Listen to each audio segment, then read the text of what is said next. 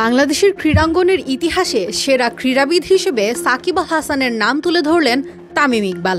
তার মতে যদি বাংলাদেশের ইতিহাসে একজন ক্রীড়াবিদের নাম নিতে হয় তবে সেটা নিঃসন্দেহে হতে হবে বিশ্বসেরা এই অলরাউন্ডার সাকিব আল হাসান।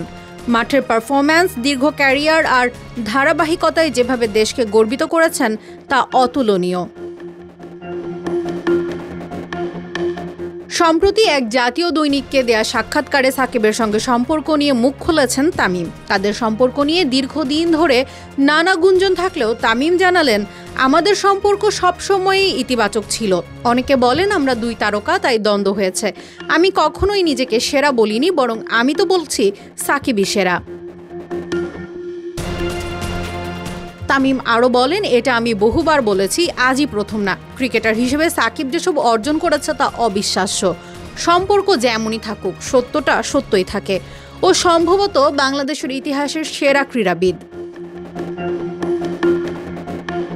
সাকিবের সঙ্গে দূরত্ব একদিন ঘুচে যাবে বলে বিশ্বাস তামিমের। তিনি বলেন, আমি বিশ্বাস করি আমরা একদিন বুঝে একসাথে বসতে পারবো।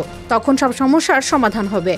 একসঙ্গে কাজ করলে আমরা আরও অনেক কিছু করতে পারি দেশের ক্রিকেটের জন্য। তামিম সাকিব দুজনই আন্তর্জাতিক ক্রিকেটের বাহিরে রয়েছেন। লাল সবুজের জার্সিতে দুজনকে একসাথে দেখা না গেলেও ভক্তরা চায় এই সাকিব তামিম যেন মাঠের বাইরেও এক থাকেন।